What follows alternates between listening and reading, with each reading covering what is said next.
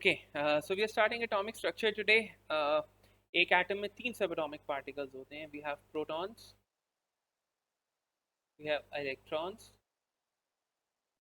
and we have neutrons. तो आपको इनके सब का चार्ज पता होना चाहिए, इनका मास पता होना चाहिए और इनकी लोकेशन पता होनी चाहिए. तो चार्ज प्रोटॉन के ऊपर +1 होता है, इलेक्ट्रॉन पे -1 होता है, न्यूट्रॉन पे 0 होता है. प्रोटॉन का मास होता है 1, इलेक्ट्रॉन का मास होता है 1/1840, which is approximately equal to 0. Insignificant होगा. न्यूट्रॉन्स का मास होता है 1.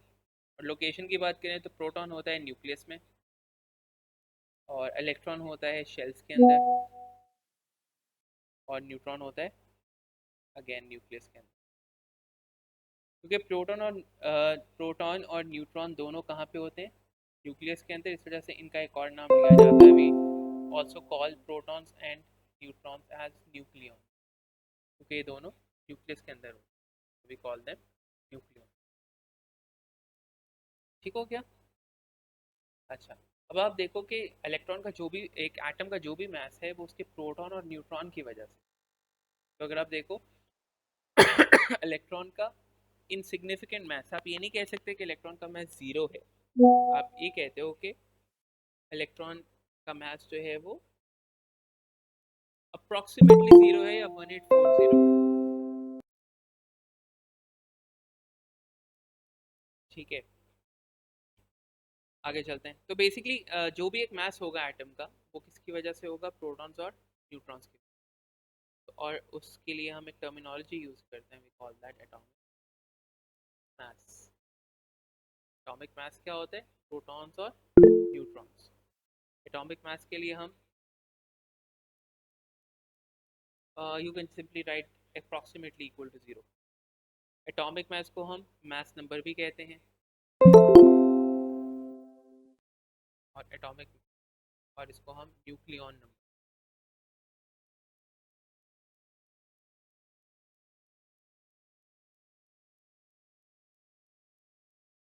ठीक है, ये सब इसी के नाम है एटॉमिक. इसके अलावा एक और टर्मिनोलॉजी होती है, इसको हम प्रोटॉन नंबर कहते हैं. इसका दूसरा नाम होता है एटॉमिक नंबर. क्योंकि नाम से पता चल रहा है क्या होगा, it's just number of proton.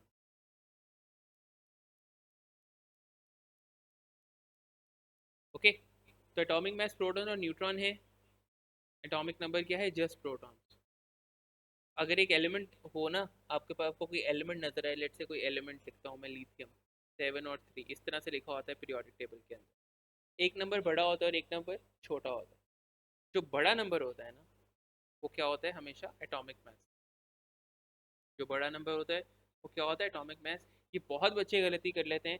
They end up taking atomic mass as atomic number, और वो ये सोचते हैं कि ऊपर वाला और नीचे वाला याद किया होता है.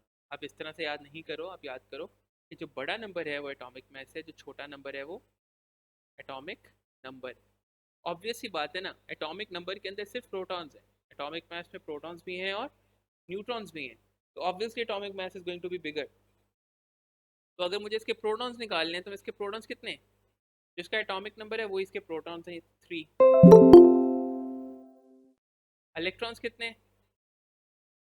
इलेक्ट्रॉन्स इसके उतने ही होंगे जितने इसके प्रोटॉन्स हैं. एक न्यूट्रल एटम जो होता है, एक एटम वो आपसे पूछ भी लेता है, एक एटम न्यूट्रल कब होता है? एक एटम न्यूट्रल तब होता है जब उसके प्रोटॉन्स और इलेक्ट्रॉन्स बराबर होते हैं. ठीक है, न्यूट्रल का मतलब है चार्ज नहीं है. न्यूट्रल का क्या मतलब है? कि आपका चार्ज नहीं है.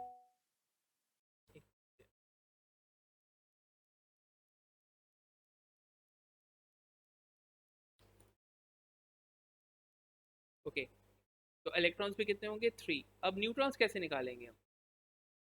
देखो, एटॉमिक मास है प्रोटॉन और न्यूट्रॉन, और एटॉमिक नंबर है प्रोटॉन्स. तो अगर मैं एटॉमिक मास में से एटॉमिक नंबर निकालूं, यानी कि p+n-p, तो मेरे यहाँ न्यूट्रॉन निकल आएगा. तो न्यूट्रॉन कैसे निकालेंगे आप? 7 - 3. एटॉमिक मास में से एटॉमिक नंबर निकाल देंगे, which will be equal to 4. ठीक है, इसी तरह से आप और भी चीज़ों का निकाल सकते हैं.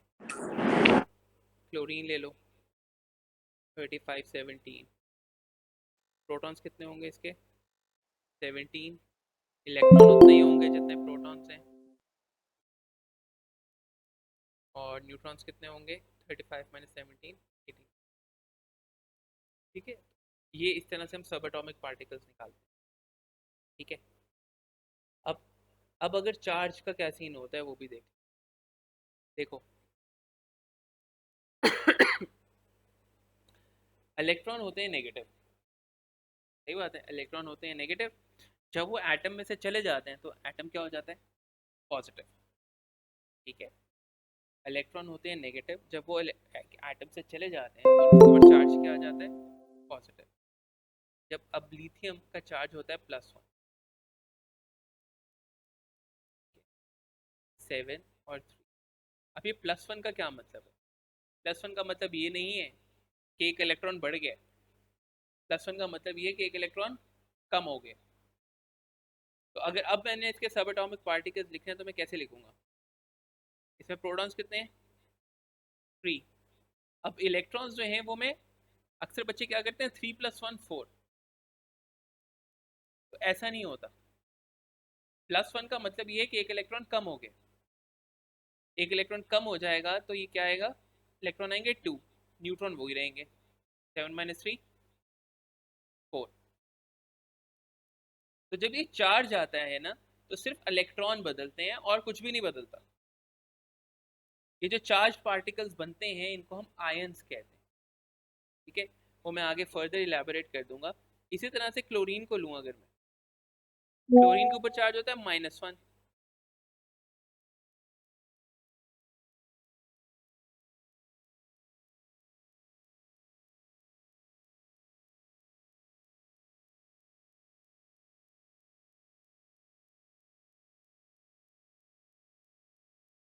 एक मिनट में,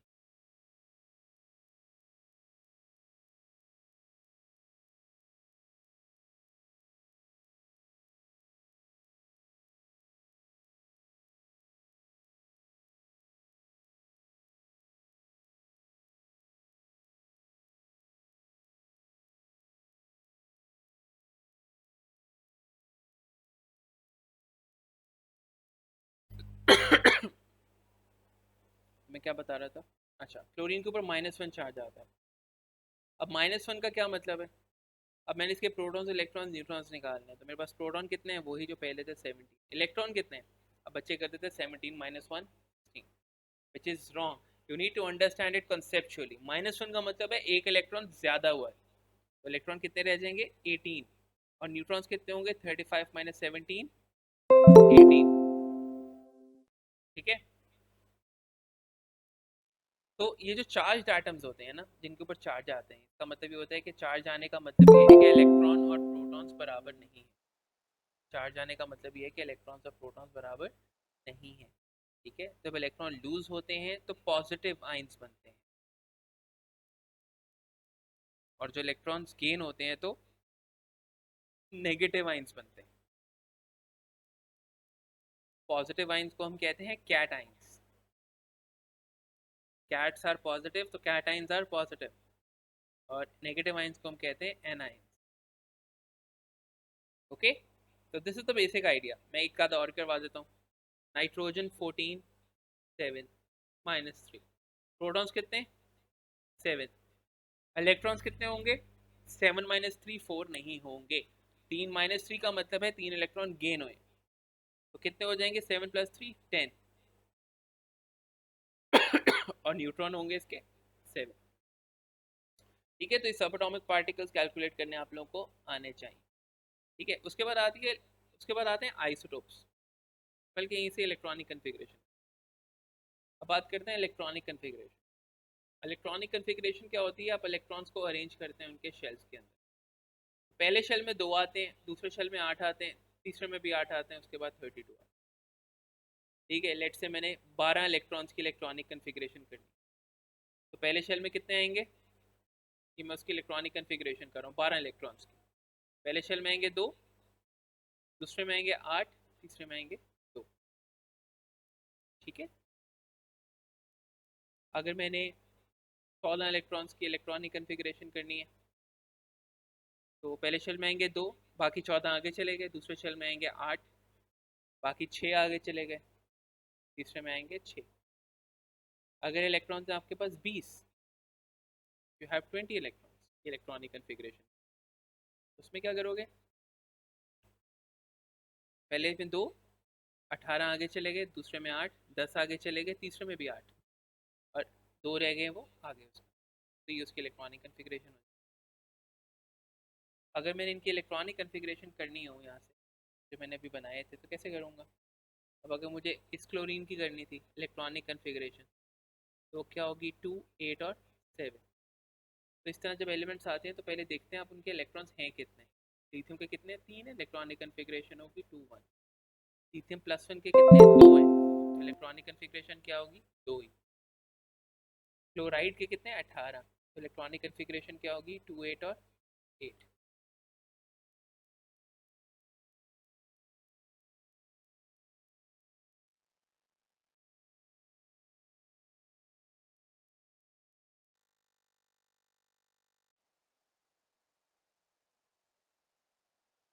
थर्ड शेल की कैपेसिटी 8 की होती है, 10 की नहीं होती। सलमान, पी रहने दो, SPDF है नहीं आपके सिलेबस में, उसको छोड़ो। पहले शेल में 2 हैं, दूसरे में 8 है, तीसरे में भी 8 है, चौथे में 32। इतना से याद रखो। 20 इलेक्ट्रॉन से ज़्यादा आपके इलेक्ट्रॉनिक कन्फिग्रेशन वो आपसे नहीं पूछेगा। ठीक है, अब बात करते हैं हम आइसोटोप्स। अभी मैंने पीछे बताया था आपको आयंस का, कि जब इलेक्ट्रॉन्स चेंज होते हैं एक एटम के अंदर तो आयंस बन जाते हैं। इसी तरह से जब न्यूट्रॉन्स चेंज होते हैं एक एटम के अंदर तो आइसोटोप्स बन जाते हैं। आइसोटोप्स की डेफिनेशन इज वेरी इंपॉर्टेंट, अक्सर आ जाती है। Isotopes are atoms of the same element, atoms of the same element with same protons, with same protons but different neutron।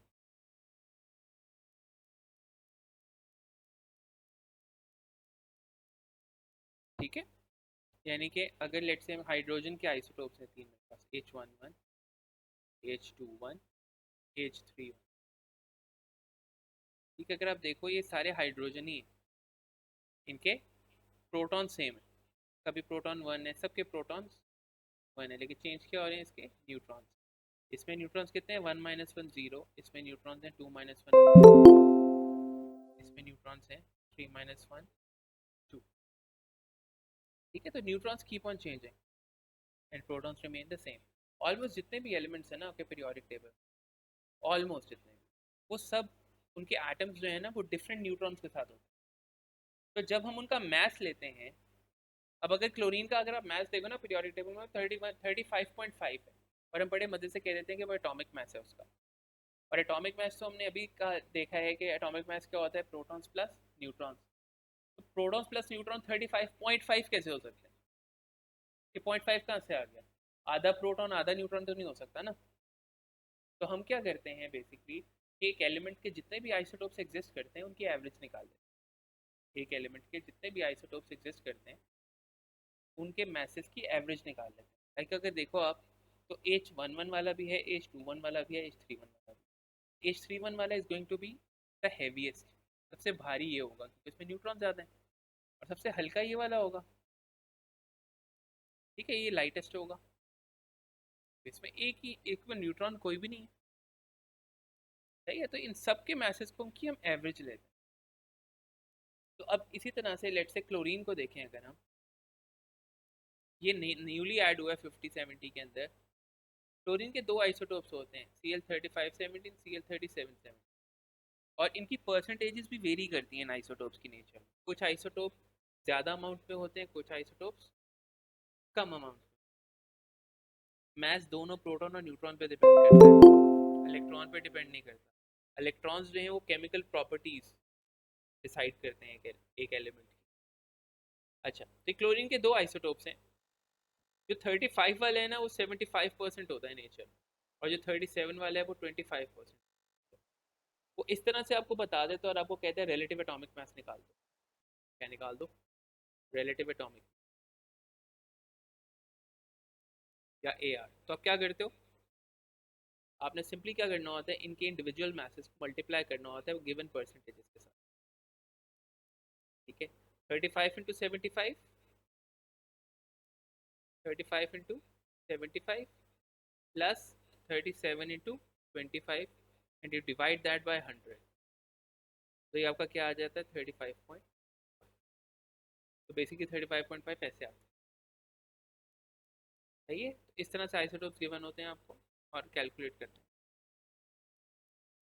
सही हो गया। ये अबंडेंस ही है ना, this is called abundance.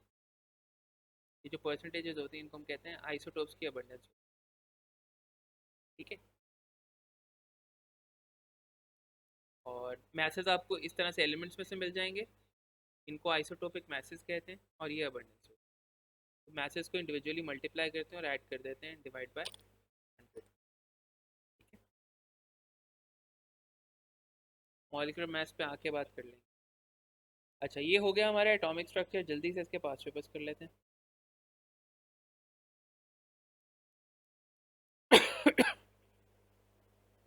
It's a comparatively easier chapter, इसके questions लाजमी आते हैं तो अच्छे से करने होते हैं। ये वो क्वेश्चंस होते हैं जो आप गलत करना अफोर्ड ही नहीं कर सकते। ये गलत कर दिया तो बहुत मुसीबत होगी, क्योंकि ये बहुत सिंपल होता है। अच्छा, इसके न्यूट्रॉन्स निकालने हैं मुझे, पहले न्यूट्रॉन्स निकालते हैं हम एटॉमिक मास में से। एटॉमिक नंबर निकालते हैं 33 - 16 7। प्रोटॉन्स कितने होंगे 16। कन्फिग्रेशन क्या होगी, कन्फिग्रेशन करने के लिए इलेक्ट्रॉन्स पता होने। इलेक्ट्रॉन्स कितने 16, जितने प्रोटॉन्स हैं उतने ही इलेक्ट्रॉन्स हैं, क्योंकि चार्ज नहीं होगा। 16 इलेक्ट्रॉन्स की इलेक्ट्रॉनिक कन्फिग्रेशन होगी 286। उसके बाद 87 प्रोटॉन्स हैं, इलेक्ट्रॉन्स कितने होंगे 87 ही होंगे, क्योंकि चार्ज कोई नहीं है। उसके बाद उसने अगला एटॉमिक सिंबल नहीं बताया, लेकिन उसने ये बता दिया कि प्रोटॉन्स कितने 87। अगर प्रोटॉन्स 87 है तो ये फ्रेंशियम ही होगा, क्योंकि एक एटम एक एलिमेंट का प्रोटॉन नंबर अगर सेम है दो एटम्स के, इसका मतलब है वो एलिमेंट सेम। हर एलिमेंट का दुनिया में एक यूनिक प्रोटॉन नंबर है। ठीक है, कोई दो एलिमेंट्स ऐसे नहीं है जिनका प्रोटॉन नंबर सेम हो, सबके यूनिक है। ये फ्रेंशियम का मुझे पता लग गया, और उसके प्रोटॉन्स कितने 87। बाकी इलेक्ट्रॉन्स भी 87 होंगे, और हमारे पास कोई एविडेंस नहीं है कि उसका ऊपर चार्ज है कुछ। और न्यूट्रॉन्स कितने 138, तो इसका एटॉमिक मास क्या आएगा 138 + 87। दो न्यूट्रॉन ज़्यादा हैं इसमें, तो ये 223 से कितना हो जाएगा 225। ठीक है, दो न्यूट्रॉन ज़्यादा है ना, बाकी सब चीज़ें सेम थी, तो जो दो न्यूट्रॉन ज़्यादा थे, एटॉमिक मास दो ज़्यादा हो जाए। अच्छा, आगे वो कह रहे हैं describe how a francium ion and an oxide ion are formed from francium atom and oxygen atom. It's very easy, उसने बताया भी हुआ है कि फ्रेंशियम ऑक्साइड में एक Fr+1 आयन है और एक O-। इसका मतलब है फ्रेंशियम एटम ने एक इलेक्ट्रॉन लूज कर गया, ऑक्सीजन एटम ने दो इलेक्ट्रॉन गेन की, इसलिए उनके ऊपर -2 चार्ज है, इसके ऊपर प्लस। अब यहाँ पे लिखेंगे कि francium atom loses one electron to form Fr+1 ion, and oxygen atom gains 2 electrons to form O-2।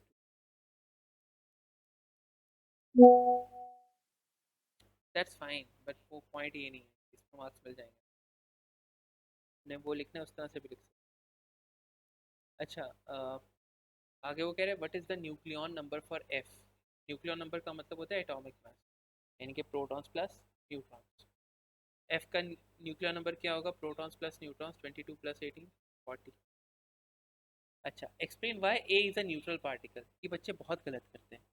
Neutrality का मतलब ये है कि इलेक्ट्रॉन्स और प्रोटॉन्स बराबर हैं, तो बस यही लिखना है। इस वजह से है क्योंकि electrons and protons are equal.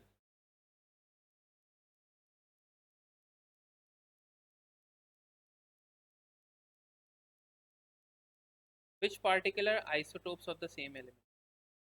Isotopes कौन से हैं सेम एलिमेंट के, वो होंगे जिनके प्रोटॉन सेम है और न्यूट्रॉन डिफरेंट है, प्रोटॉन सेम ही नहीं दोगे, सी और डी, डी एंड डी। ई के ऊपर चार्ज क्या होगा? तो ई के प्रोटॉन्स कितने हैं? 16, इलेक्ट्रॉन्स कितने? 18। तो 2 इलेक्ट्रॉन गेन हुए, चार्ज क्या होगा? -2। बच्चे खाली माइनस लिख देते हैं, आपको एग्जैक्टली लिखना होता है कितना, -2। Which particles have the same mass, same relative mass? Atomic mass ही पूछ रहा है, तो किन का सेम है? अगर आप देखो 22 + 18 40 होता है, 20 + 20 भी 40।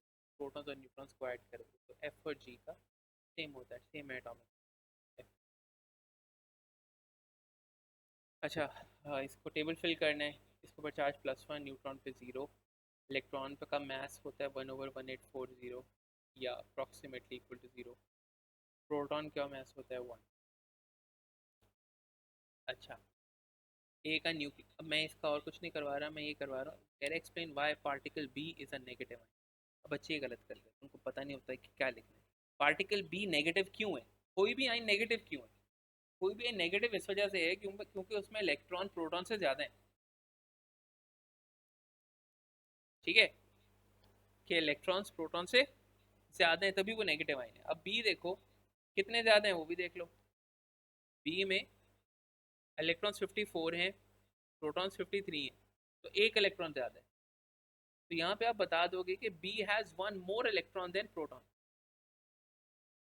B has one more electron than proton.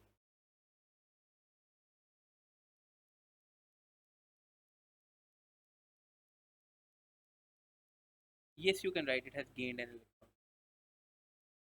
Which two atoms are isotopes of the same element? Isotopes क्या होते हैं? इनके प्रोटॉन सेम है। देखो प्रोटॉन सी, डी और ई तीनों का सेम है।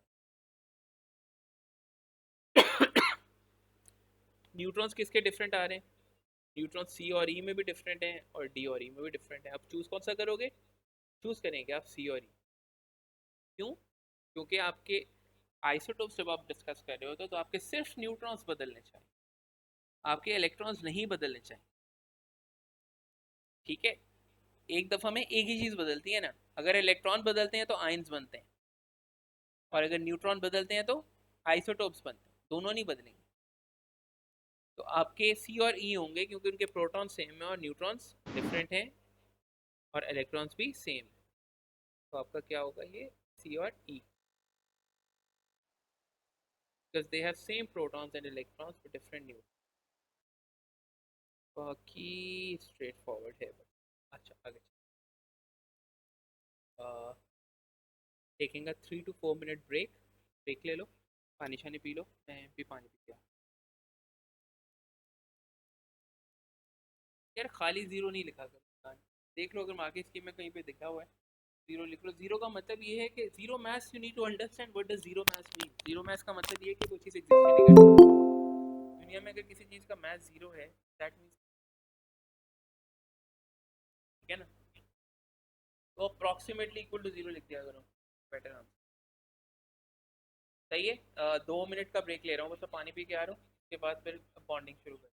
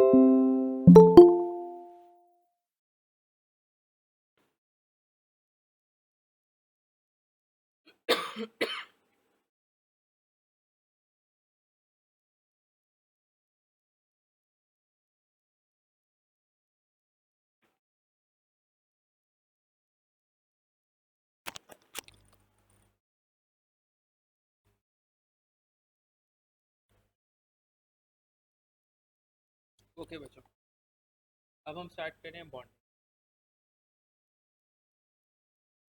सबसे पहले आपको पता होना चाहिए कि एटम्स बॉन्ड करते हैं क्यों। एटम्स बॉन्ड करते हैं to complete their outer most shell. Outer most shell 2 का भी हो सकता है और 8 का भी। एटम्स ने बॉन्ड क्यों करना है? अपना आउटर मोस्ट शेल कंप्लीट करने के लिए। और उनके पास क्या तरीका बॉन्ड करने का? एक ही तरीका है, या तो वो इलेक्ट्रॉन लूज करेंगे या गेन करेंगे या शेयर करेंगे, डिपेंडिंग ऑन कि वो कौन से ग्रुप के अंदर है। ठीक है, तो अगर आप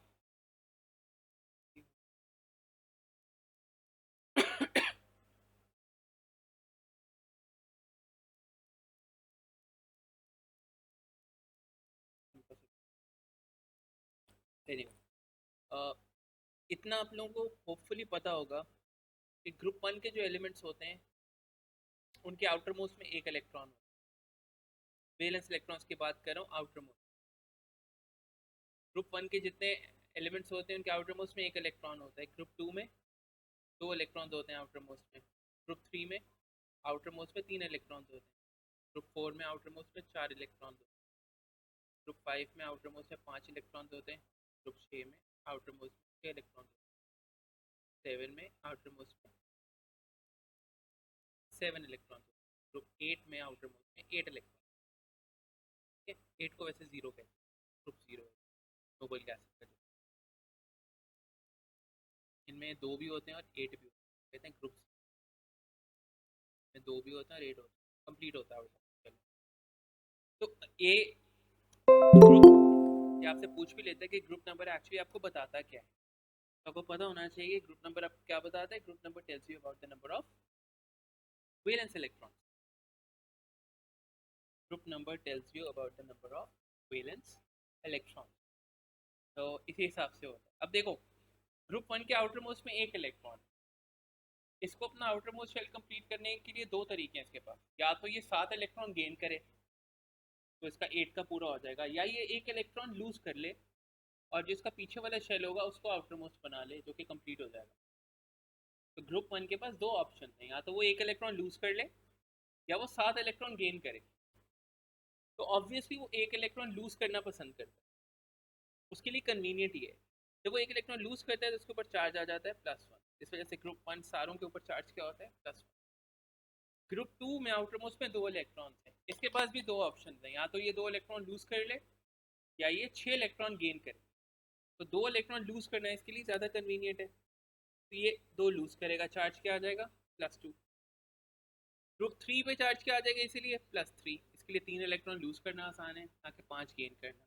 अब ग्रुप 4 का मसला ये है कि इसके लिए चार्ज लूज करना भी उतना ही आसान है जितना चार्ज गेन करना आउटर मोस्ट शेल कंप्लीट करने।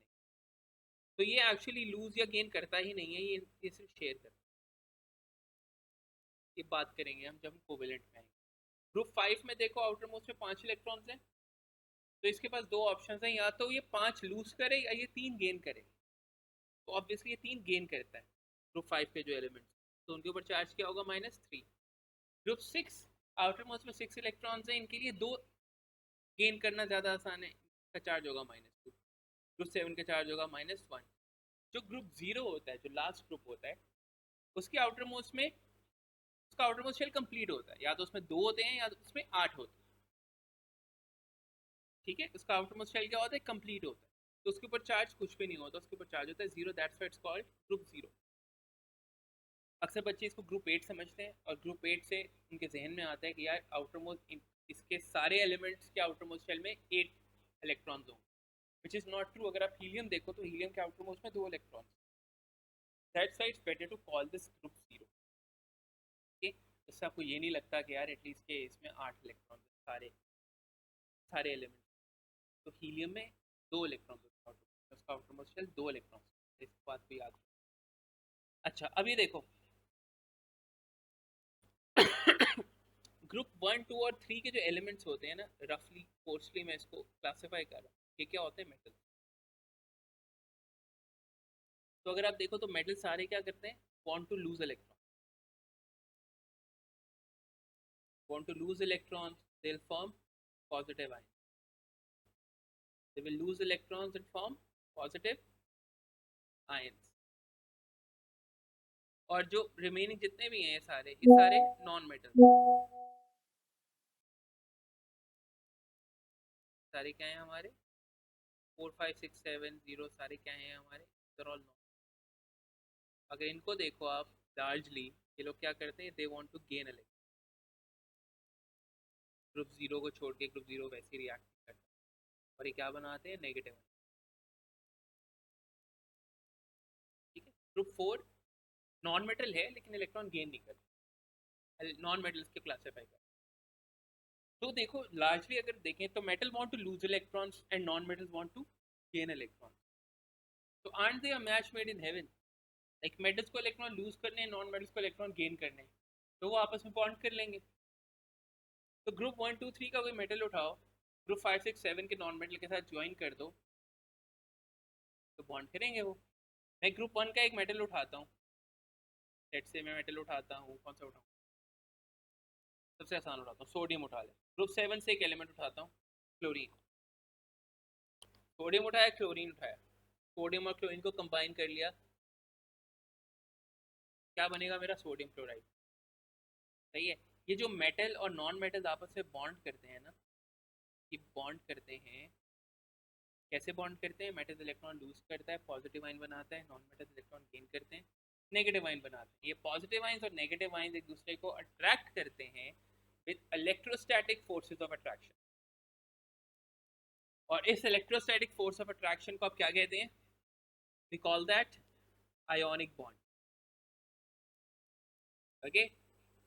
ये जो पॉजिटिव आयंस और नेगेटिव आयंस के दरमियान में इलेक्ट्रोस्टैटिक फोर्सेस ऑफ अट्रैक्शन होती हैं उसको हम क्या कहते हैं, ionic bond. It's electrostatic force of attraction between positive ion and negative ion. There you go. This is called an ionic bond. और ये बनता कैसे है, it forms between metals and non-metals by transfer of electrons. Metal electron lose करेंगे और non metal electrons gain करेंगे। ठीक है। एग्जांपल लेते हैं, सोडियम क्लोराइड। तो अब मुझे कैसे पता ये आयोनिक है, देख के पता चल जाएगा। सोडियम आपका मेटल है और क्लोरीन आपका क्या है, नॉन मेटल है। ठीक है। कैसे पता कि मेटल और नॉन मेटल है, सोडियम ग्रुप वन में है, क्लोरीन ग्रुप सेवन में।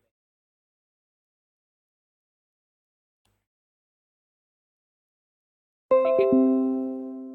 अच्छा, अब सोडियम जो होता है इसी तरह से लिख लिया करो, सोडियम होता है 2311 और क्लोरीन होता है Cl 35.57। अच्छा, अब इलेक्ट्रॉन मैं इलेक्ट्रॉनिक कन्फिग्रेशन करने के लिए कर रहा हूँ। इसमें 11 इलेक्ट्रॉन है तो 281, इसमें 17 है तो 287। अब इसको एक लूज करना है, सोडियम को, क्लोरीन को एक गेन करना है, तो ये यहाँ पे ट्रांसफर कर ले। जब यहाँ पे ट्रांसफर करेगा तो सोडियम पे चार्ज आ जाएगा +1, इसकी इलेक्ट्रॉनिक कन्फिग्रेशन हो जाएगी 28, और क्लोरीन के ऊपर चार्ज आ जाएगा -1, इलेक्ट्रॉनिक कन्फिग्रेशन हो जाएगी 28 7+1। ठीक है। इन दोनों के दरमियान फोर्स ऑफ अट्रैक्शन जो बनेगी इलेक्ट्रोस्टैटिक, उसको हम आयोन। अब इसको रिप्रेजेंट करते हैं हम डॉट एंड क्रॉस डायग्राम्स को रिप्रेजेंट करते हैं हम डॉट एंड क्रॉस डायग्राम्स, जिसमें यूजुअली आप सिर्फ आउटर मोस्ट शेल दिखाते हैं। जब इसका आउटर मोस्ट शेल दिखाओगे, इसका आउटर मोस्ट शेल क्या था, अब उसका आउटर मोस्ट शेल आप खाली दिखाओगे, तो जो आउटर मोस्ट इलेक्ट्रॉन था वो तो चला गया, इसके ऊपर चार्ज क्या आएगा, +1। ब्रैकेट्स लगानी जरूरी होती है। और क्लोरीन का आउटर मोस्ट शेल में 8 है तो वो दिखा दो। एक के इलेक्ट्रॉन्स को डॉट से शो करना है, दूसरे को क्रॉस से शो करना है। मैंने सोडियम को क्रॉस से शो किया, सोडियम का एक इलेक्ट्रॉन जो है यहाँ पे क्लोरीन के पास चला गया, मैंने क्रॉस से शो किया, इसके ऊपर चार्ज क्या आएगा, -। ये सोडियम का एक इलेक्ट्रॉन इसके पास, ये बन गया इसकी डॉट एंड क्रॉस डायग्राम। ठीक है। दो चीज़ें होती हैं, अगर वो डॉट एंड क्रॉस बनाने के लिए बोलता है तो आप ये करेंगे, अगर वो आपको इलेक्ट्रॉनिक स्ट्रक्चर्स बनाने के लिए बोलता है, ask you to make electronic structures, उसमें फिर आप सारे शेल्स बनाएंगे। ठीक है। वो मैं आपको क्वेश्चंस करवाऊंगा ना पास्ट पेपर्स, तो आपको पता बात कर रहा हूँ।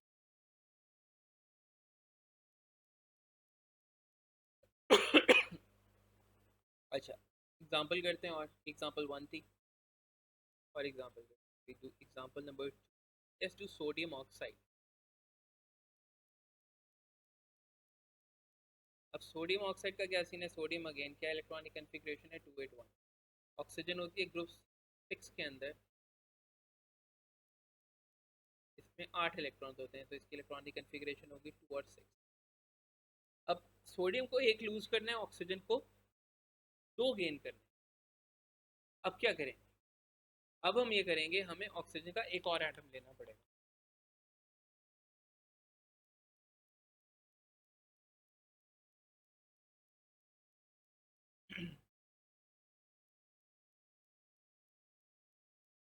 ये शाफे में कर दूंगा जब कोवेलेंट करेंगे। अच्छा, ऑक्सीजन का दूसरा एटम लेना पड़ेगा, बल्कि नहीं, ऑक्सीजन का दूसरा एटम लेना पड़ेगा, मैं सोडियम का दूसरा एटम। कि ऑक्सीजन को कितने चाहिए? दो इलेक्ट्रॉन चाहिए, सोडियम सिर्फ एक ही लूज कर सकता है, तो मुझे सोडियम के दो एटम्स लेने पड़ेंगे। एक यहाँ से आएगा इलेक्ट्रॉन और एक यहाँ से आएगा। ठीक है, तो इसकी डॉट एंड क्रॉस क्या बनेगी? दो सोडियम के आइंस बनाएंगे आप, जिनके ऊपर चार्ज क्या होगा? +1। दो अलहदा से बना दो या टू पीछे लिख दो। और ऑक्सीजन के आउटर मोस्ट में कितने इलेक्ट्रॉन चले गए होंगे? 8। तो मैं सोडियम के इलेक्ट्रॉन्स को डॉट से शो कर रहा हूँ, तो ये दो डॉट बना दिए हैं। इसके ऊपर चार्ज क्या होगा? -2।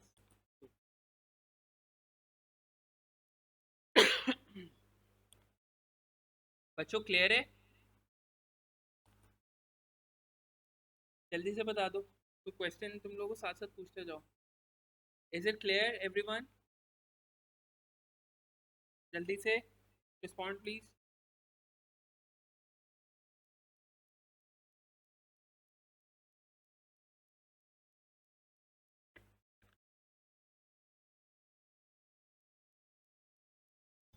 करवाऊंगा अभी एक और।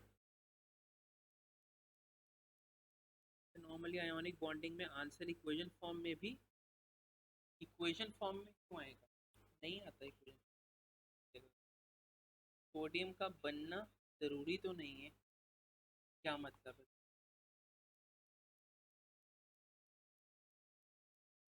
Hydrogen to covalent bond, hydrogen ionic करते हैं, लेकिन फिर वो मेटल्स के साथ मिलके करेंगे। हाँ हाँ, सब करेंगे।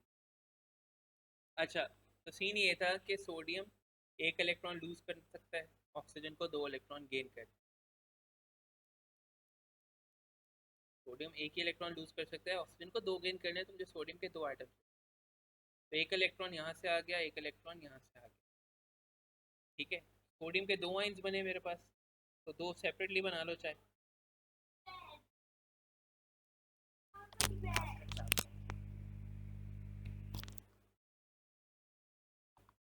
ठीक है, तो ये आपकी इलेक्ट्रॉनिक कन्फिग्रेशन बन जाएगी। एक इलेक्ट्रॉन ये वाला यहाँ से आया हुआ है, एक इलेक्ट्रॉन यहाँ से आया हुआ है। ठीक है, इसी तरह की एक और एग्जांपल करते हैं। Let's do calcium chloride. कर सकते हो, लेकिन उसके अंदर फिर आपको दो नहीं लेने पड़ेंगे। मैग्नीशियम को दो इलेक्ट्रॉन लूज करने हैं, ऑक्सीजन को दो गेन करने हैं, वो सिंपली ट्रांसफर हो जाएंगे। मैग्नीशियम के ऊपर +2 चार्ज आ जाएगा, ऑक्सीजन पे -। ये ब्रैकेट दे के दो लिखते हैं, एग्जाम यार हो तो जाता है, एक्सेप्ट सेपरेट बना दो तो बेहतर है, ज़्यादा तो मैंने यही देखा। ए लेवल्स में तो हो जाता है। कैल्शियम क्लोराइड, बेटा इकान, जब बारी आएगी ना तो कर लेंगे। ये अभी कोवेलेंट में है, अभी आयोनिक कर रहे हैं, हौसला करते हैं। ओके, तो कैल्शियम क्लोराइड, अच्छा कैल्शियम क्लोराइड, कैल्शियम है मेरे पास 20 इलेक्ट्रॉन, इलेक्ट्रॉनिक कन्फिग्रेशन है 288। Chlorine wait 7। अब कैल्शियम को दो लूज करने हैं और क्लोरीन को एक गेन करना है। अब क्या करें? कैल्शियम को दो लूज करने हैं, क्लोरीन को एक गेन करना है, तो मुझे क्लोरीन एक और लेना पड़ेगा। ठीक है ना, एक इलेक्ट्रॉन इसका इस क्लोरीन के पास जाएगा, एक इलेक्ट्रॉन इसका एक क्लोरीन के पास जाएगा, तो एक कैल्शियम आइन बनेगा और दो क्लोराइड आइंस बनेंगे। ये डॉट एंड क्रॉस बनाएंगे आप, तो एक खाली कैल्शियम का आयन दिखा दें इस तरह से, उसके दो इलेक्ट्रॉन आउटरमोस्ट में से चले गए, और दो क्लोराइड आयंस बनाने हैं आपने। क्लोराइड क्या सीन है, क्लोराइड का -1 चार्ज आएगा, 7 इलेक्ट्रॉन इसके पास अपने थे और एक इलेक्ट्रॉन इसके पास कैल्शियम से आ गया। एक क्लोराइड ये हो गया, दूसरा आप एक और बना दें।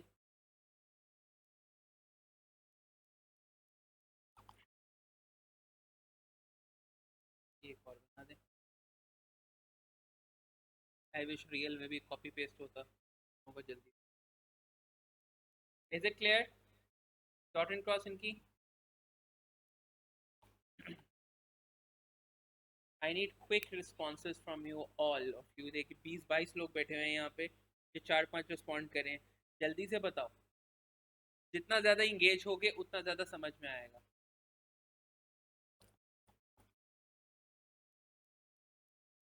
Then you won't get the marks for the charge. It's important to give the charge. Okay. अब बात करते हैं आयोनिक कंपाउंड की। अब बात करते हैं आयोनिक कंपाउंड की। जिन कंपाउंड्स में आयोनिक बॉन्डिंग होती है उनको आयोनिक कंपाउंड्स कहते हैं। इनकी स्ट्रक्चर का पता होना चाहिए आपको, कि इन terms of structure and bonding को आपसे पूछता है किसके हाई मेल्टिंग पॉइंट आप बताओगे। आयोनिक कंपाउंड की giant ionic lattice.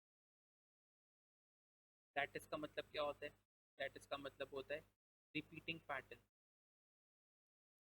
Repeating pattern in 3D। 3D के अंदर जब पैटर्न रिपीट हो रहा हो तो उसको लैटिस। कि जाइंट आयोनिक लैटिस होती है जिसमें ऑपोजिटली चार्ज आयंस होते हैं, एडजेसेंटली कनेक्टेड होते हैं, adjacently arrange, adjacently arrange positive and negative ion. मैं ये शॉर्ट में लिखता हूँ, आपको पॉजिटिव एंड नेगेटिव आयंस पूरा लिखता हूँ, ठीक है। उसके बाद आते हैं इनकी प्रॉपर्टी।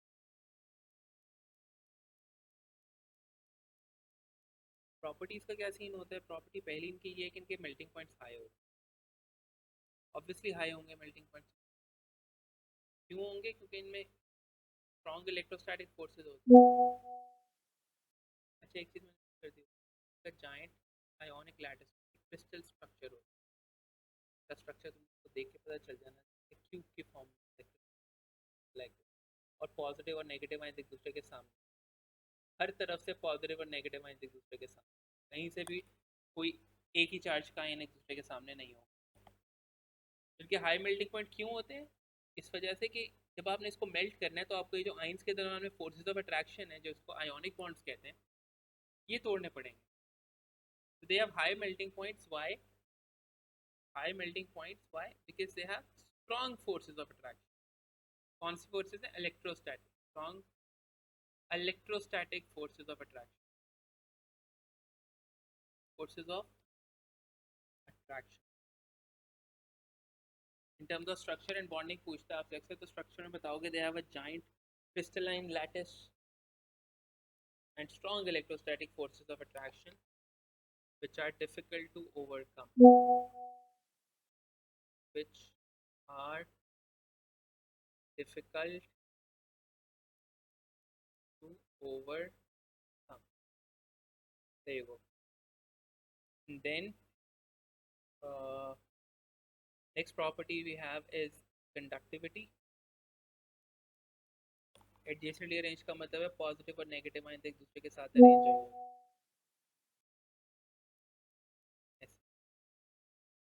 साथ साथ adjacent. Both means the same thing, but आप आखिरी स्कीम में देखोगे तो इलेक्ट्रोस्टैटिक फोर्सेस ऑफ अट्रैक्शन लिखा, but electrostatic force of attraction is basically. तो नेक्स्ट हमारी कंडक्टिविटी में आता है कि they are good conductors in solid और एक्वस, इन एक्वस और मोल्टन फॉर्म, एक्वस और मोल्टन फॉर्म। क्यों होते हैं? बिकॉज एक्वस और मोल्टन फॉर्म में उनके पास फ्री आयन। क्योंकि देखो एक्वस का मतलब है पानी में डिसॉल्व कर लिया, पानी में डिसॉल्व करने का मतलब है ये जो आयोनिक बॉन्ड के दरमियान थे ये टूट गए, ठीक है। एक्वस फॉर्म का मतलब ये, मोल्टन फॉर्म का मतलब ये कि मेल्ट कर लिया, यानी कि इनकी फोर्सेस ऑफ अट्रैक्शन ओवरकम कर ली, तभी आपने इनके बॉन्ड तोड़ दिए। इस वजह से फिर आयंस फ्री टू मूव होते हैं। जब आयंस फ्री टू मूव है तो ये इलेक्ट्रिसिटी कैरी कर सकें, बट ये they become bad conductors, they become bad conductors. जब मैं कंडक्टर्स लिख रहा हूँ ना, I am talking about electricity, they are bad conductors of electricity इन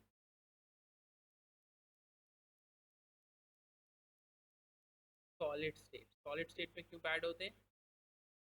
इनके आयंस फिक्स्ड होते हैं, दे हैव फिक्स्ड आयंस। और लास्ट तीसरी प्रॉपर्टी होती है कि they are soluble in water, soluble इन,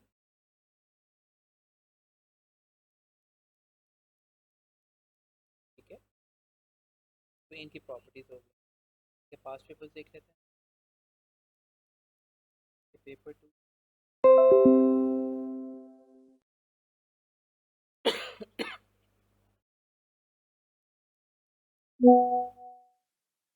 ये देखो, ये एमसीक्यू भी आया हुआ है, ये अरेंजमेंट ऑफ आयंस बता दो। तो जहाँ से ये भी नहीं होगा एक जैसे आयन एक दूसरे के सामने आ रहे हैं, कौन सा ये भी नहीं होगा ये एक दूसरे के सामने आ रहे हैं, ही होगा इसकी तरफ से। एनीवे, ओके, अभी देखो, oxygen reacts with magnesium to form magnesium oxide. Draw diagram to show the complete electronic structure and charges of both ions present in magnesium oxide. जब वो कहते हैं ना complete electronic structure, that means कि आपको सारे shells बनाने, और किसके बनाने? आयंस के बनाने।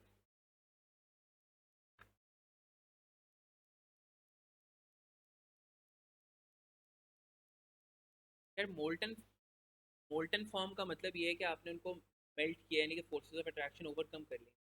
जब आयंस के दरमियान फोर्सेस ऑफ अट्रैक्शन आपने ओवरकम कर ली, बॉन्ड टूट गया ना, अब ions are free to move in the solution. या इलेक्ट्रिसिटी दो ही चीज़ें कैरी कर सकते हैं, या इलेक्ट्रॉन्स करते हैं या आयंस करते हैं।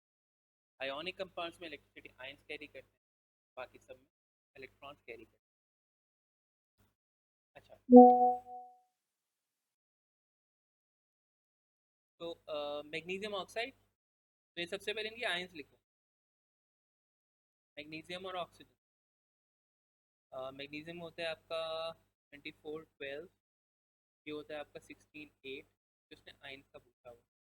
इसके ऊपर चार्ज आता है +2, इसके ऊपर चार्ज आता है -। इलेक्ट्रॉनिक कन्फिग्रेशन बनेगी 2 8, इसकी भी बनेगी 2 8 ट्रांसमिटेड। तो आप इसका इलेक्ट्रॉनिक स्ट्रक्चर कैसे बनाएंगे? पहले शेल में 2, दूसरे शेल में 8। These are not dot and cross, okay. और ये इलेक्ट्रॉन हमेशा पेयर्स में बना, और चार्ज क्या आएगा +2।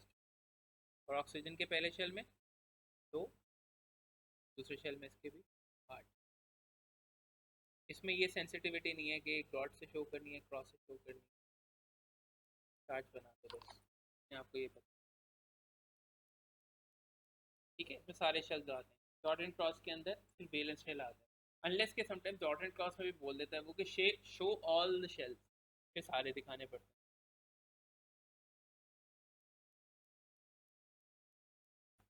हाँ ना, ऑक्सीजन की 2 8 होगी ना, इलेक्ट्रॉन्स कितने हैं उसमें? 8 और 2 10, इलेक्ट्रॉनिक कन्फिग्रेशन कितनी आएगी? 2 8। मैग्नीशियम पास 12 थे, 2 इलेक्ट्रॉन लूज हो गए तो उसके भी 10 इलेक्ट्रॉन्स रहेंगे,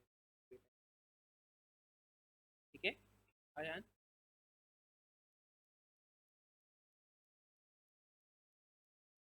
ओके, आगे वो कह रहे हैं मैग्नीशियम एटम और ऑक्सीजन एटम, मैग्नीशियम आयन और ऑक्साइड आयन कैसे बनाता है, ये मैंने अभी, मैग्नीशियम एटम 2 इलेक्ट्रॉन लूज करके Mg+2 आयन बनाएगा, और ऑक्सीजन एटम 2 इलेक्ट्रॉन गेन करके Mg-। आगे वो कह रहा है explain in terms of structure and bond why magnesium oxide has a very high melting.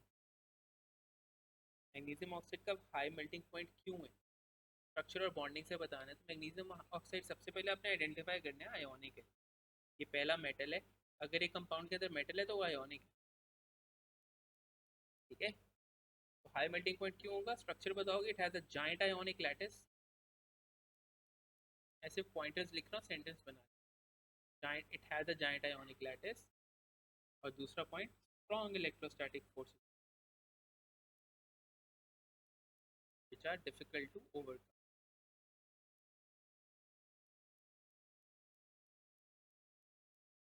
Okay, which are difficult to overcome.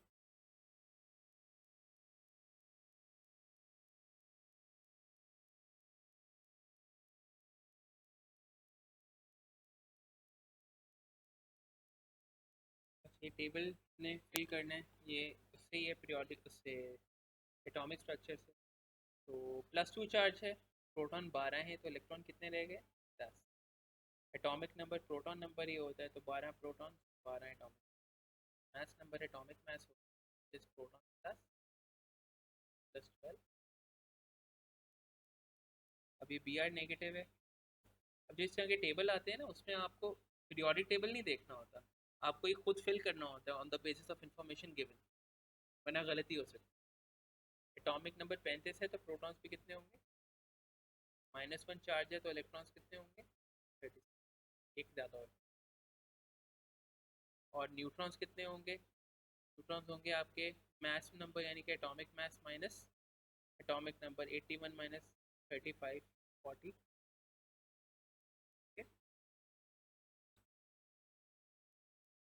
आगे वो कह रहे हैं, draw the diagram to show electronic configuration and charges of the ions present in sodium. तो वही करना है, sodium electronic structure बनाने। 2311 +1 चार्ज होता है, और ऑक्सीजन के ऊपर -2 चार्ज होता है, उसके चार्ज के आयन के ऊपर, ये होता है 16। तो हो गए 10 इलेक्ट्रॉन्स, वेट के भी हो गए 10 इलेक्ट्रॉन्स। तो वही करेंगे, पहले शेल में 2, दूसरे में 8, पहले शेल में 2, दूसरे में 8। सोडियम के ऊपर +1 चार्ज, सोडियम के ऊपर +1 चार्ज, और ऑक्सीजन के ऊपर माइनस।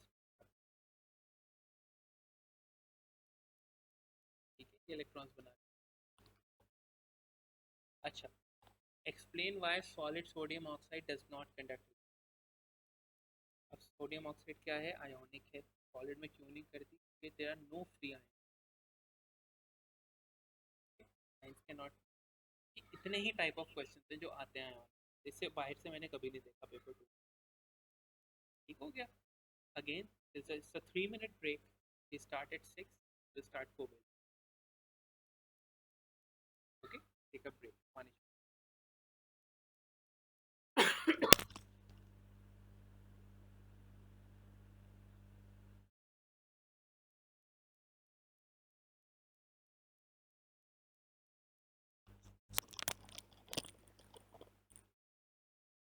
ये फीडबैक दे दो, मैसेज में बता दो कि अभी तक क्लियर है, कोई प्रॉब्लम तो नहीं है, क्वेश्चन अपने लोड कर दो चैट बॉक्स। आयोनिक इक्वेशंस आगे जाके।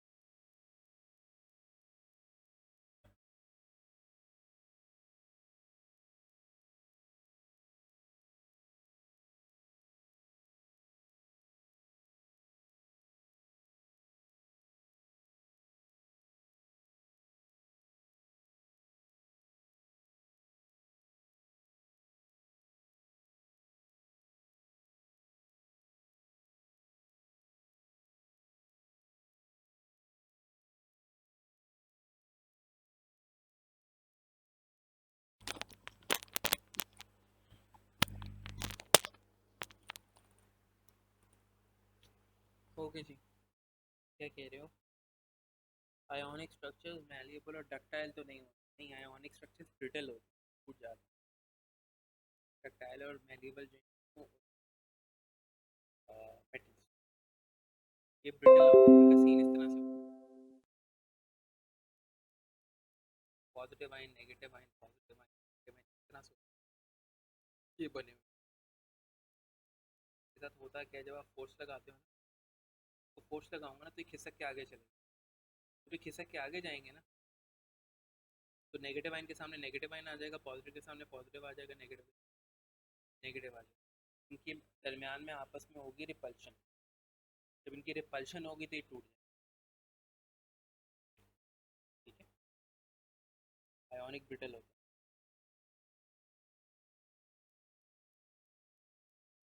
ओके, चलिए आगे।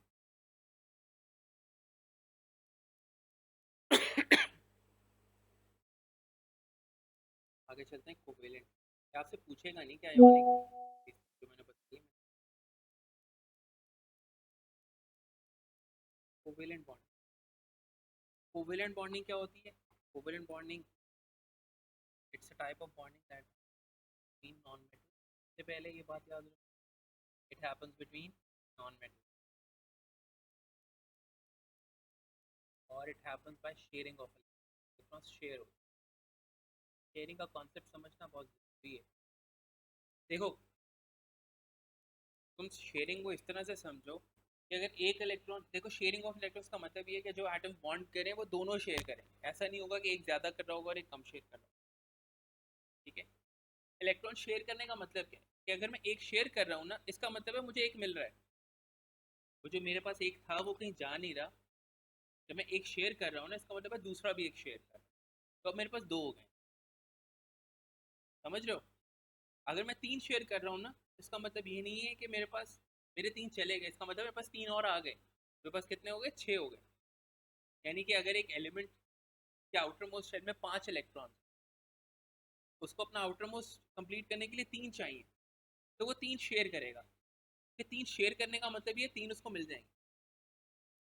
अगर एक एलिमेंट के आउटर मोस्ट में छह इलेक्ट्रॉन हैं, तो उसको आउटर मोस्ट का शेल कंप्लीट करने के लिए दो शेयर करने पड़ेंगे। तो दो शेयर करने का मतलब ये है कि उसको दो मिल जाएंगे। ठीक है। तो इसमें शेयरिंग होती है इलेक्ट्रॉन्स की। इलेक्ट्रॉन्स लूज या गेन नहीं होते। जब इलेक्ट्रॉन्स लूज या गेन ही नहीं होंगे तो आयंस नहीं बने। ठीक है, तो कोवेलेंट कंपाउंड्स जो होते हैं उनमें आयंस नहीं बनते। ठीक है, इनमें इलेक्ट्रॉन्स शेयर होते हैं। तो कोवेलेंट बॉन्ड्स की टाइप्स होती हैं। सबसे पहले आती है सिंगल कोवेलेंट बॉन्ड। सबसे पहले आता है हमारा single covalent bond. Single covalent bond क्या होता है? सिंगल कोवेलेंट बॉन्ड होता है आपका वन इलेक्ट्रॉन पेयर शेयर हो रहा होता है। One electron pair is shared between two atoms. Shared between two atoms. A very basic example would be chlorine. वो आपको बताएगा नहीं कि, आपको कहेगा क्लोरीन की डॉट एंड क्रॉस बना दो। वो आपको ये नहीं कहेगा कि क्लोरीन Cl2 होती है। ठीक है, आपको खुद पता होना चाहिए कि ग्रुप 7 के जितने भी एलिमेंट्स हैं वो diatomic. Chlorine, fluorine, iodine, bromine, all of them, या इवन हाइड्रोजन, नाइट्रोजन, ऑक्सीजन, ये भी सारी क्या होती है? डायटोमिक। आपको खुद पता होना चाहिए। इसकी बनानी है मुझे, लेट्स से मेरी एग्जांपल है पहली क्लोरीन Cl2। तो Cl2 का मतलब है एक क्लोरीन के ऊपर दूसरी क्लोरीन माउंट हुई हो। ये माउंट क्यों कर रहे हैं हम? आयोनिक में सेपरेट थे। आयोनिक में सेपरेट सर्कल इस वजह से थे क्योंकि इलेक्ट्रॉन ट्रांसफर हो रहे थे। यहाँ पे शेयर होने, ये जो शेडेड ये वाला जो रीजन है, ये वाला जो रीजन है जो मैं ग्रीन कर रहा हूँ, this is the shared part. This is the shared region between, क्योंकि ये वो दिखाने के लिए। तो क्लोरीन जो है, इसके आउटर मोस्ट पे कितने इलेक्ट्रॉन्स होते हैं? 7, ग्रुप 7 में होता है। तो इसको एक शेयर करना। इस क्लोरीन ने एक शेयर कर लिया, ये एक शेयर कर लिया, मैंने डॉट से शो कर दिया। इसने एक शेयर कर दिया तो इसके 6 बच गए पीछे। ठीक है, ये राइट वाला क्लोरीन भी यही करेगा। एक इसने शेयर कर लिया, पीछे कितने बच गए इसके पास भी। ठीक है, अब जब ये रॉट एंड क्रॉस बना लेते तो काउंट कर लिया करो इलेक्ट्रॉन। दोनों के आउटर मोस्ट शेल, दोनों के शेल्स में, दोनों एटम्स में शेल कंप्लीट होने चाहिए। लेफ्ट वाला क्लोरीन देखो तो 1 2 3 4 5 6 7 8 पूरे 1 2 3 4 5 6 7 8, यहाँ से पता चल जाता है कि ये सही किया। ठीक है, इस तरह से लेट से करते हैं CH4। CH4 methane. क्या होगा? सबसे पहले माउंटिंग करते हैं, एक कार्बन के ऊपर 4 हाइड्रोजन लगा दें। ठीक है, कार्बन जो है उसके पास आउटर मोस्ट में 4 इलेक्ट्रॉन, हाइड्रोजन के पास 1 इलेक्ट्रॉन। कार्बन को 4 शेयर करने हैं, हाइड्रोजन को कितने करने हैं? एक ही। हाइड्रोजन को सिर्फ एक शेयर करना है, तो हाइड्रोजन के सर्कल के ऊपर एक शेयर कर दो। किसने कर दिया अपना शेयर? इसने भी कर दिया, इसने भी कर दिया, इसने भी कर दिया। कार्बन को के पास 4 हैं, कार्बन को कितने शेयर करने हैं? 4 इलेक्ट्रॉन। तो ये एक यहाँ पे करेगा, एक यहाँ पे करेगा, एक यहाँ पे करेगा, 4 4। अब देखो सब हाइड्रोजन के आउटर मोस्ट में 2 इलेक्ट्रॉन्स पूरे हैं, और कार्बन में 1 2 3 4 5 6 7 कभी शेल पूरा। ठीक है ना? अभी जो एक पेयर ऑफ इलेक्ट्रॉन है इसको हम सिंगल बॉन्ड से ऐसे शो, एक पेयर ऑफ इलेक्ट्रॉन। तो ये आप कैसे लिख सकते हो? CH4 को आप कैसे लिख सकते हो? ऐसे। तो आपने ऑर्गेनिक में सीखा भी। हर इलेक्ट्रॉन पेयर जो होता है, ये एक इलेक्ट्रॉन पेयर जो है इसका मतलब है एक line, this is a single code. इस तरह से और भी करते हैं। NH3, बल्कि किसी ने मुझे पोटेशियम आयोडाइड बोला था, फॉस्फोरस आयोडाइड बोला। फॉस्फोरस आयोडाइड क्या होगी? Pi3। एक पी पे 3 आई है, 1 2 और 3। तो फॉस्फोरस ग्रुप 5 में आउटर मोस्ट पे 5 इलेक्ट्रॉन, आउटर मोस्ट पे 5। आयोडीन ग्रुप 7 में होती है आउटर मोस्ट पे 7।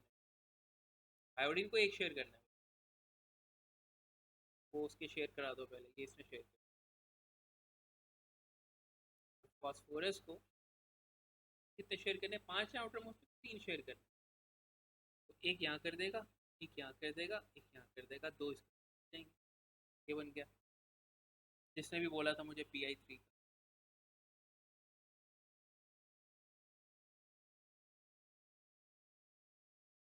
Melting point is a physical property Saifullah. हर वो प्रॉपर्टी फिजिकल होती है जिसके होने से एक एलिमेंट की आइडेंटिटी नहीं बदलती। जैसे इलेक्ट्रिसिटी की कंडक्शन हो गई, मेटल्स में जो मेल्टिंग हो गई, बॉइलिंग हो गई, डेंसिटी हो गई, सारी चीज़ क्या होती है? मॉलिक्यूलर मास हो गए, physical property. They are related to the physicality of a substance. Okay, yes I can do CFCl3। CFCl3। तो ग्रुप देखो इसके कौन से, इसका फोर्थ है, इसका मतलब 4 इलेक्ट्रॉन इसने शेयर करना। क्लोरीन ग्रुप 7, क्लोरीन भी ग्रुप 7, 7 7 इलेक्ट्रॉन आउट। इन्होंने सब ने एक एक इलेक्ट्रॉन शेयर करना। तो जाहिर बात है इन्होंने एक एक शेयर ही करना है, तो कार्बन सेंटर में होगा। एक एक फ्लोरीन बनाना है तुम्हें, और 3 फ्लोरीन।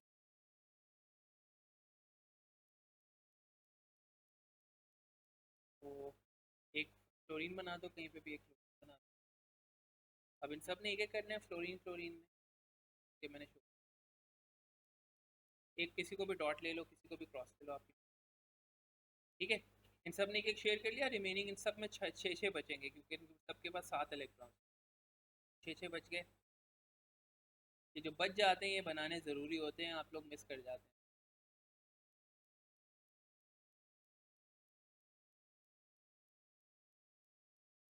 ठीक हो गया? अब कार्बन को 4 शेयर करने, एक यहाँ करेगा, एक यहाँ करेगा, करेगा और एक करेगा। क्या बना? CFCl3।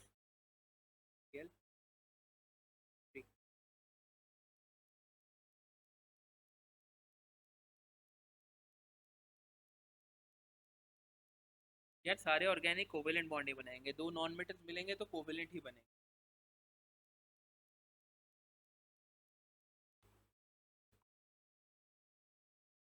ठीक है, ये थे सिंगल कोवेलेंट बॉन्ड। अब आते हैं double covalent bonds. Double covalent bonds में क्या होगा? डबल कोवेलेंट बॉन्ड्स में 2 इलेक्ट्रॉन पेयर शेयर हो रहे हैं। डबल कोवेलेंट बॉन्ड्स में 2 इलेक्ट्रॉन पेयर शेयर हो रहे हैं। आप लोगों के कोर्स में वैसे 2 एग्जांपल्स हैं, 2 electron pair share. One will be in oxygen and the other one is CO2। Oxygen में क्या है, एक ऑक्सीजन पे दूसरा ऑक्सीजन माउंट कर दो। पहले सबसे पहले माउंटिंग कर लिया करो, ये कर लो। ऑक्सीजन के आउटर में 6 इलेक्ट्रॉन, कितने शेयर करेगा? 2। 2 इसने कर लिए, 4 बच गए। इस ऑक्सीजन ने भी 2 कर लिए, इसके 4 बच गए। तो देखो इन ऑक्सीजन में दो इलेक्ट्रॉन पेयर है ना, इसका मतलब है एक इलेक्ट्रॉन पेयर एक बॉन्ड, दूसरा इलेक्ट्रॉन पेयर दूसरा बॉन्ड। से ना CO2 है,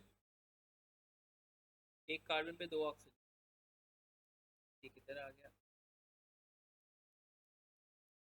ऑक्सीजन को दो शेयर करने, ग्रुप कार्बन ग्रुप 4 में होता है, कार्बन होता है ग्रुप 4 में 4 इलेक्ट्रॉन, ग्रुप 6 6 इलेक्ट्रॉन।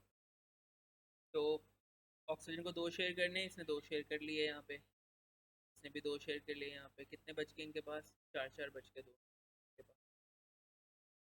कार्बन ने चार शेयर करने था, दो यहाँ कर लेगा और दो यहाँ, तो राइट साइड में भी डबल बॉन्ड बन जाएगा यहाँ, दो डबल बॉन्ड। ओके,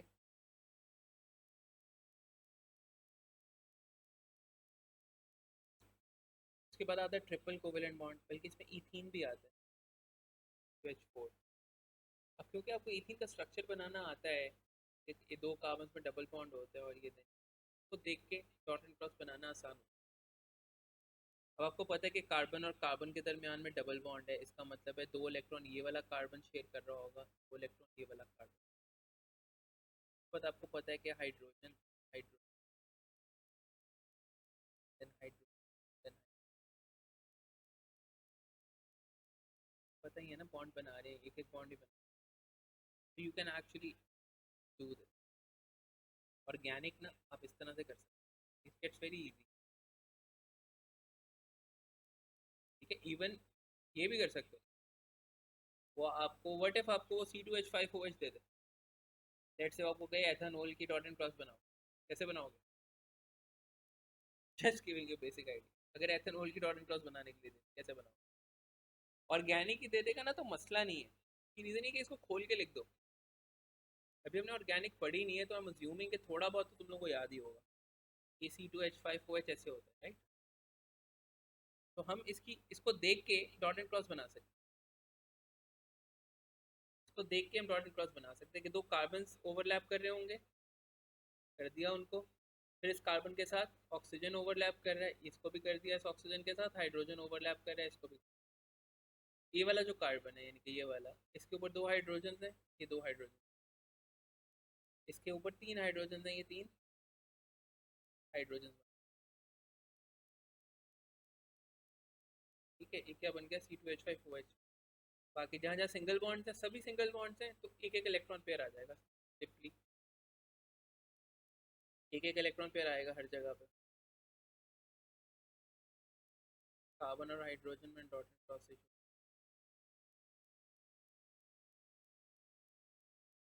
वैसे ही बेसिक आइडिया था बस, घबराना नहीं अगर इस टाइप का। समटाइम होता ये है कि समटाइम तो इस तरह से सर्कल्स आपको खुद माउंट करके दे देता है और आपको कहता है कि इलेक्ट्रॉन्स फिल कर लो, तो डोंट फॉरगेट अबाउट। यार ये तो सिंपली हमने ऑर्गेनिक का पता ही है ना आपको, सिंगल बॉन्ड का मतलब है एक इलेक्ट्रॉन पेयर, डबल बॉन्ड का मतलब है दो electron. Then you have nitrogen, ये होते हैं ट्रिपल कोवेलेंट बॉन्ड्स की एग्जांपल है आपके पास, ओ लेवल में ट्रिपल कोवेलेंट बॉन्ड की नाइट्रोजन, तो तीन इलेक्ट्रॉन पेयर शेयर होते हैं, एक नाइट्रोजन के ऊपर दूसरा नाइट्रोजन, एक दो तीन, एक तीन, पांच इलेक्ट्रॉन होते हैं ना इसके आउटर, कितने शेयर करने हो, तीन, तीन इसने कर लिए, तीन इसने कर लिए, दो दो बच गए दो। ठीक है, तीन इलेक्ट्रॉन पेयर का मतलब है triple bond. I hope it's clear, current cross clear है?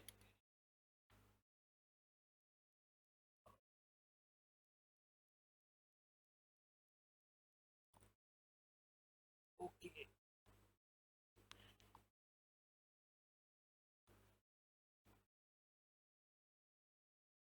ऑल राइट, सब लोगों का वेट कर रहा हूँ, जल्दी से बता दो यार।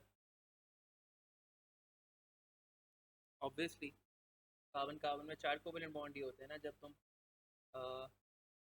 ईथेन बनाते हो तो हर कार्बन के चार बॉन्ड्स पूरे नहीं करते,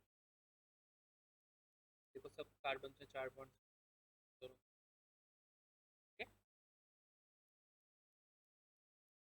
यार, एग्जाम्पल काफ़ी सारी हो गई मेरे भाई, फास्ट पेपर में भी आ जाएंगे, कर लें। आयोनिक बॉन्डिंग की डेफिनेशन होती है, ionic bonding is electrostatic force of attraction. देखो दो हैं, एक पूछ सकता है what is an ionic bond, तो आप बताओगे ionic bond is electrostatic force of attraction between positive ions and negative ions. And how does an ionic bond form? By transfer of electrons from metals to non-metals. Okay? तो अब हम आते हैं covalent compounds पे, और detail भी है अभी हमारी कोवेलेंट कंपाउंड की। देखो 99% कोवेलेंट कंपाउंड्स जो होते हैं ना, वो सिंपल मॉलिक्यूलर होते हैं, और बहुत ही थोड़े से कोवेलेंट कंपाउंड्स हैं जो कि क्या हैं, मैक्रोमॉलिक्यूलर।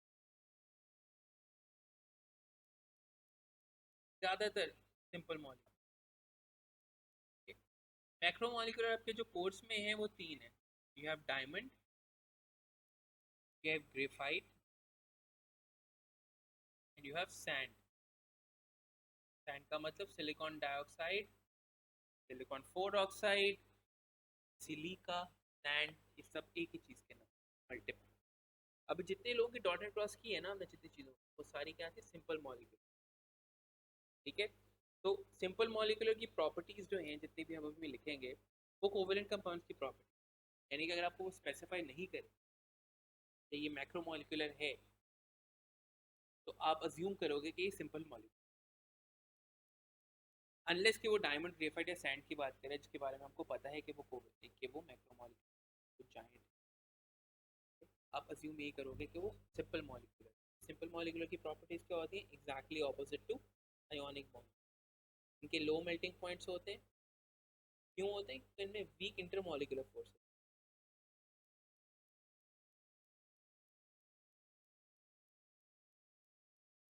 सिंपल सिंपल होते हैं, मैक्रो जाइंट होते हैं। पूछ भी लेता है what is macromolecular mean, macromolecular means giant structure जिनके आप नंबर ऑफ एटम्स काउंट ही नहीं कर सकते। तो लो मेल्टिंग पॉइंट होते हैं क्योंकि इनकी वीक इंटरमॉलिकुलर। दूसरी चीज, covalent compound generally are bad conductors, they are bad conductors of electricity. के बाद और क्या होता है इनमें, they are insoluble in water, ये इनकी मेन प्रॉब्लम। अनलेस कि उसने स्पेसिफाई किया होगा कोई चीज़ मैक्रोमोलिकुलर, सिंपल को ये सारे आप सिंपल मॉलिक्यूल। ठीक है, अगर किसी कंपाउंड में मेटल नहीं है ना, समझ लो वो कोवेलेंट है। और अगर उसने ये भी स्पेसिफाई नहीं किया कि वो मैक्रोमोलिकुलर है, इसका मतलब है वो कोवेलेंट की कौन सी टाइप है, सिंपल मॉलिक्यूल। हाँ, ये भी लिख सकते हो सॉल्युबल इन ऑर्गेनिक। बट ये इसकी तीन प्रॉपर्टी। जहाँ तक मैक्रोमोलिकुलर की बात होती है, इनकी प्रॉपर्टी थोड़ी डिफरेंट हो जाती है। They have high melting. High melting points क्यों होते हैं, क्योंकि इनमें स्ट्रॉन्ग कोवेलेंट बॉन्ड्स को ब्रेक करना पड़ता है। इनमें स्ट्रॉन्ग कोवेलेंट बॉन्ड।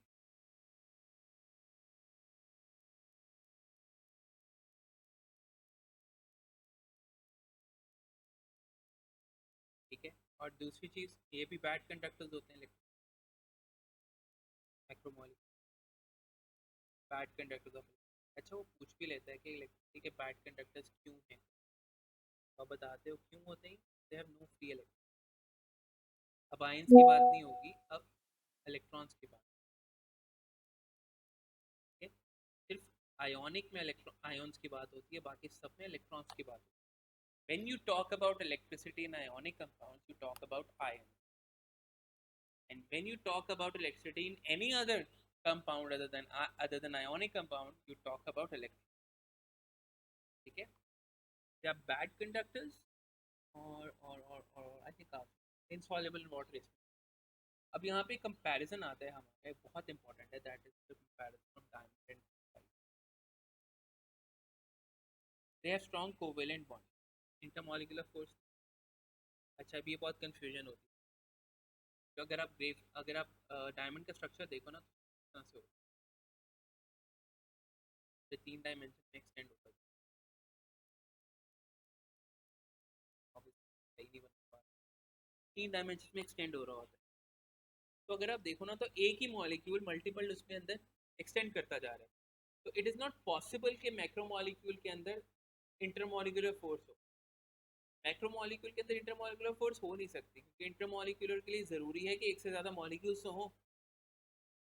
तो इस वजह से आपको जब इसको मेल्ट करना होता है ना, जाइंट स्ट्रक्चर को या मैक्रोमोलिकुलर स्ट्रक्चर्स को, तो आपको एक्चुअली बॉन्ड्स तोड़ने पड़ते हैं।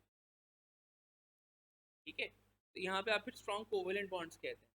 ये बच्चों को बहुत कंफ्यूजन होती है कि कहाँ पे इलेक्ट्रोस्टैटिक लिखना है, कहाँ पे इंटरमोलिकुलर लिखना है, और कहाँ पे मैक्रो, कहाँ पे कोवेलेंट बॉन्ड्स लिखना है।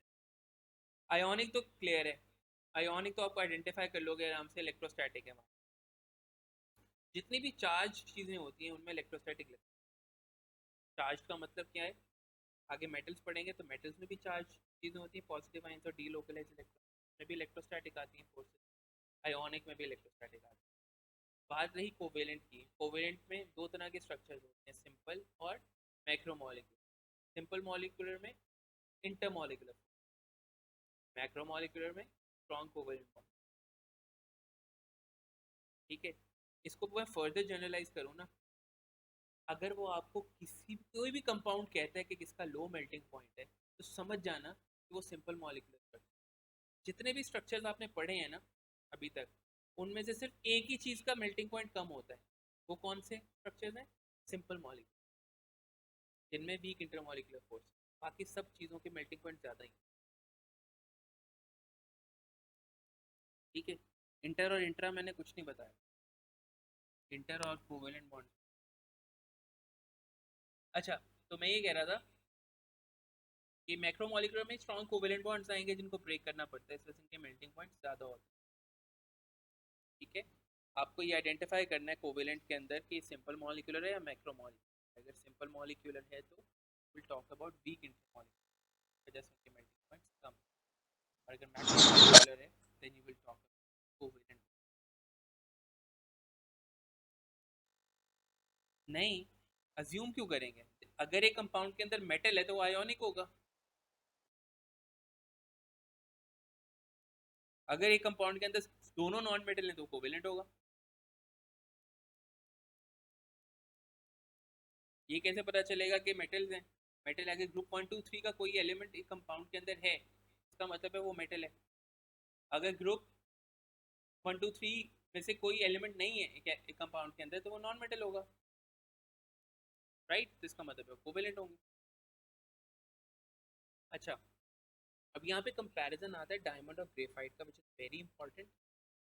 ये कुछ टाइम से आया नहीं है और ये रिसेंटली भी ज़्यादा डिटेल में ऐड हो गया है 50 70 के अंदर। देखो, डायमंड और ग्रेफाइट में स्ट्रक्चर में क्या डिफरेंस होता है? डायमंड का जो स्ट्रक्चर होता है that is tetrahedral. Diamond has a tetrahedral structure. ठीक है, graphite has a layered structure.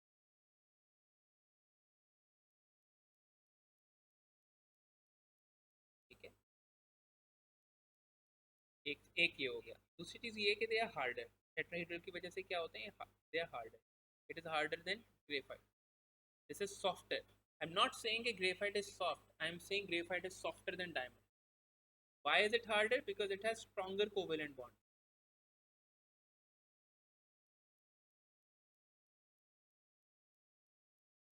It has weaker covalent.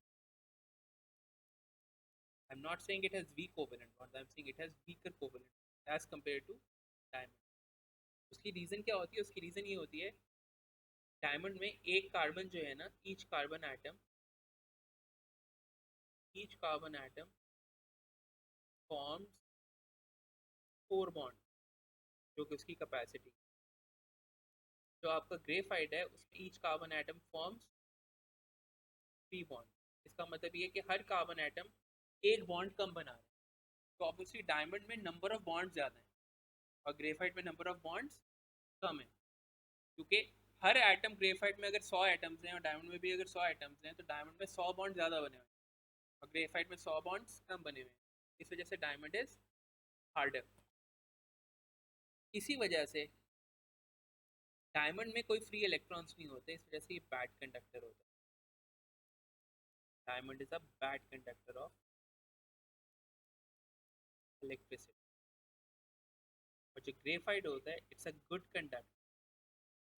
Reason क्या है? उसकी रीजन ये है, देखो, अगर ग्रेफाइट में हर एटम 3 बॉन्ड बना रहे हैं, इसका मतलब है उसने सिर्फ 3 इलेक्ट्रॉन यूज किए।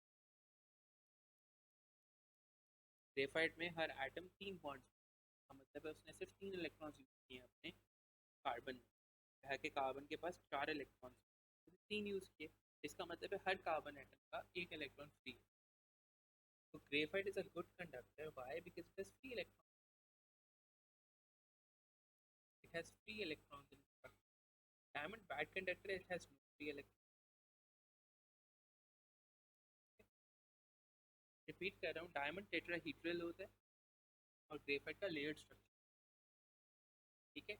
ये लेयर्ड स्ट्रक्चर होने की वजह से ये स्लिपरी होता है।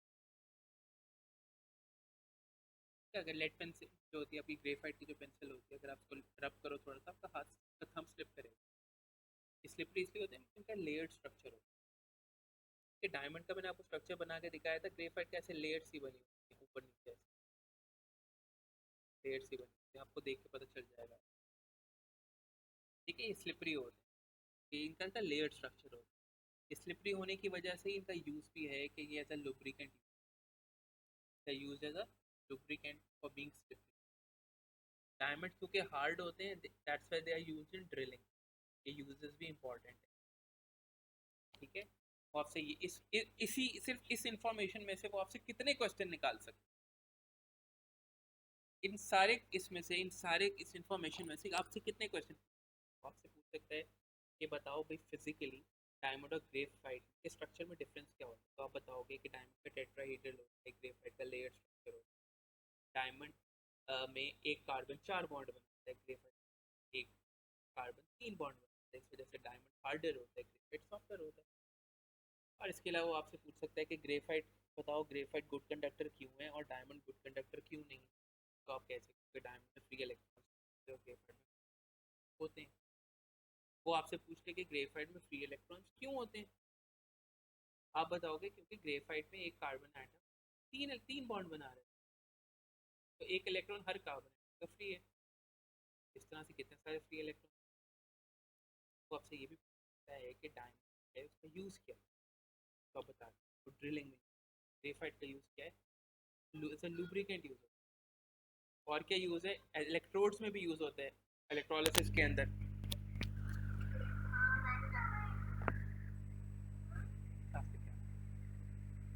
इलेक्ट्रोड्स में भी यूज़ होता है। तो आपसे ये भी पूछ सकता है कि डायमंड ड्रिलिंग में यूज़ क्यों होता है? तो आप बताओगे बिकॉज डायमंड हार्ड होता है। और फिर पूछ सकता है ग्रेफाइट एज ए लुब्रिकेंट क्यों यूज़ होता है? कि आप बताओगे बिकॉज ग्रेफाइट का लेयर स्ट्रक्चर स्लिपरी होता है। ठीक, there are so many things. Slippery है ना, लेयर स्लाइड करती है। मेटल्स भी क्या होते हैं? स्लिपरी होते हैं, मैलिएबल होते हैं, लेयर स्लाइड कर सकते हैं। ठीक है, लुब्रिकेंट क्या होता है? Lubricant it has to be slip. हम अपने क्लास लेके आ रहे हैं। If you just go right now, I will change it after class.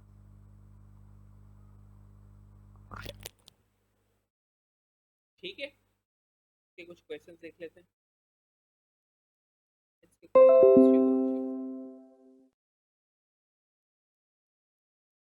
थोड़ा सा ऊपर हो रहा है, टाइम हो जाएगा मुझे लग रहा है, बट एक कर लें।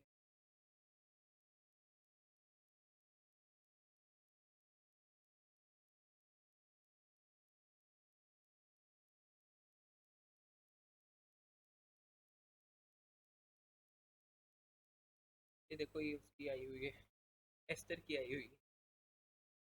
एनीवे,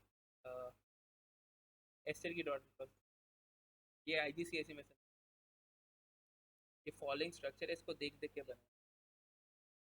इस कार्बन के साथ ऑक्सीजन डबल बॉन्डेड है, तो यहाँ पे आप 2 इलेक्ट्रॉन पेयर्स, ऑक्सीजन का क्रॉस से शो किया हुआ है तो इसके 2 क्रॉस बनाएंगे कार्बन डॉट। यहाँ पे इसका सिंगल बॉन्ड है हाइड्रोजन के साथ, ये डॉट से शो, और हाइड्रोजन का क्रॉस। ठीक है, इसी तरह से ऑक्सीजन के 2 क्या है? सिंगल बॉन्ड है दोनों तरफ, तो एक क्रॉस यहाँ आएगा, एक क्रॉस यहाँ आएगा, इसका कार्बन का एक डॉट, और और कार्बन सिंगल बॉन्ड सबके साथ। नहीं IGCSE के पेपर 4 है। अच्छा ये तो direct bonding. Name the type of bonding between nitrogen molecule that's covalent.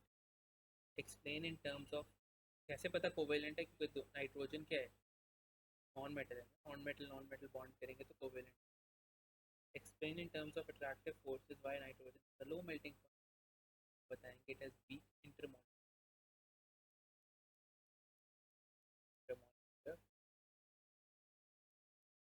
Explain why nitrogen does not conduct because it does not have free electrons, covalent है electrons की बात। ये देखो आयोनिक आ गया, डॉट एंड क्रॉस बना तो पूरा करना है, लिथियम के ऊपर प्लस चार्ज हो, एक इलेक्ट्रॉन लूज कर लिया होगा,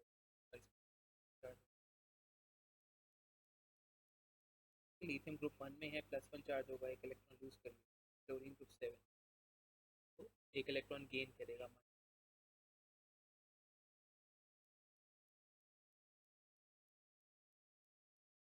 Can explain why sodium fluoride has a higher melting point than chlorine?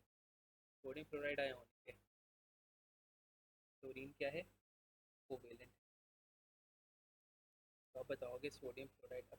Your answer should refer to the type of particles held together by forces of attraction, type of forces of attraction, strength of forces। तो आप बताएंगे sodium fluoride has strong electrostatic forces, sodium fluoride has strong electrostatic, stronger strong electrostatic particles ही बताया, किसमें होती है attraction between ions and fluorine जो है it has weak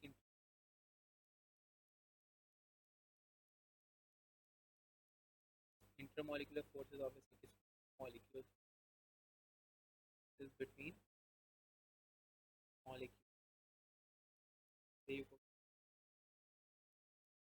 अच्छा ये देखो, ये अच्छा question. Diamond and graphite are different solid forms of carbon.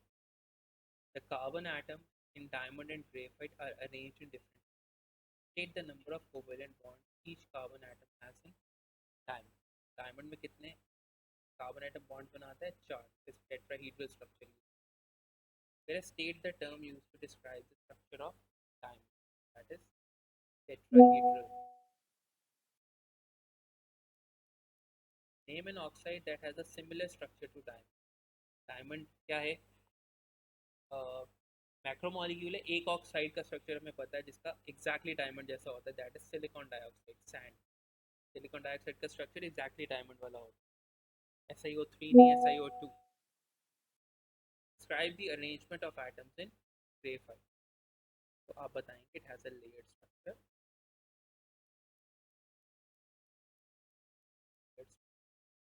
the carbon atoms are in layered structure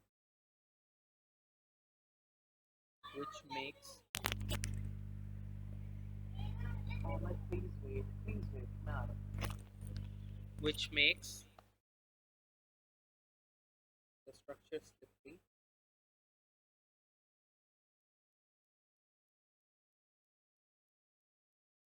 explain how graphite conducts electricity as free electrons, right। बाकी dot and cross के जो question है, मैंने कितनी डॉट एंड क्रॉस आपको वैसे ही बनाया, तो मसला नहीं, डॉट एंड क्रॉस में बहुत से बना रहे। अब solid iodine does not conduct, ये आपको कंफ्यूज कर रहा है। अक्सर ये सॉलिड का वर्ड ना उसने आयोनिक कंपाउंड के साथ दिया होता है, वो कहते हैं why solid ionic compound does not conduct electricity, तो बच्चा कहता है कि नो फ्री आयन, तो बच्चा यहाँ पे भी कह देता है no free ion without realizing कि आयोडीन क्या है, नॉन मेटल, I2 कोवेलेंट है, तो आप लिखेंगे नो फ्री इलेक्ट्रॉन।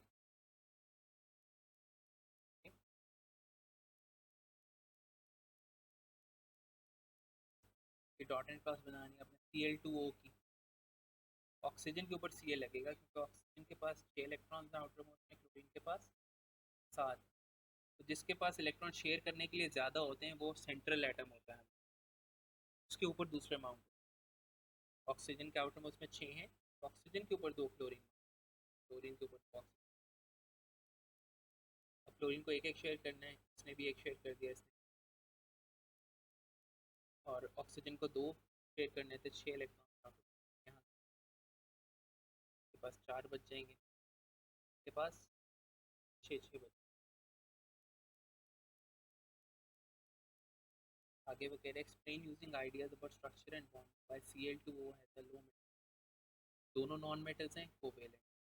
मैक्रोमोलिक्यूल का नहीं बताया हुआ तो सिंपल मॉलिक्यूलर स्ट्रक्चर आप बताएंगे it has a simple molecule. एक मार्क वहाँ से आएगा और दूसरा मार्क आएगा बॉन्डिंग का बता दी, फोर्सेस का बता दो, weak intermolecule not in graphite. Ion सिर्फ उसमें होते हैं ion, weak intermolecule of interaction.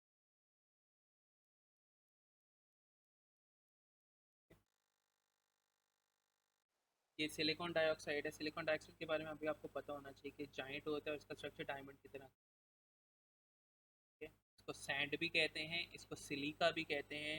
Last time बच्चों ने मेरे कुछ बच्चों ने गलत कर दिया था, उनको ये याद नहीं था कि सिलिका सैंड को कहते हैं, ऐसा ही होता है। तो एस सिलिकॉन 4 ऑक्साइड एक ही चीज़ के नाम था। इलेक्ट्रिसिटी कंडक्ट क्यों नहीं करता? No free electrons. ये हार्ड क्यों होता है? Because it has strong covalent bond, है ना। जाइंट स्ट्रक्चर्स में स्ट्रॉन्ग कोवेलेंट बॉन्ड, ये हार्ड भी होते हैं, इनके मेल्टिंग पॉइंट ज़्यादा होते हैं। यहाँ पे क्लोज करते हैं। मेटालिक बॉन्डिंग जो है वो मेटल्स के अंदर डिस्कस कर लेंगे, कि वहाँ पे एलॉयज भी आएंगे।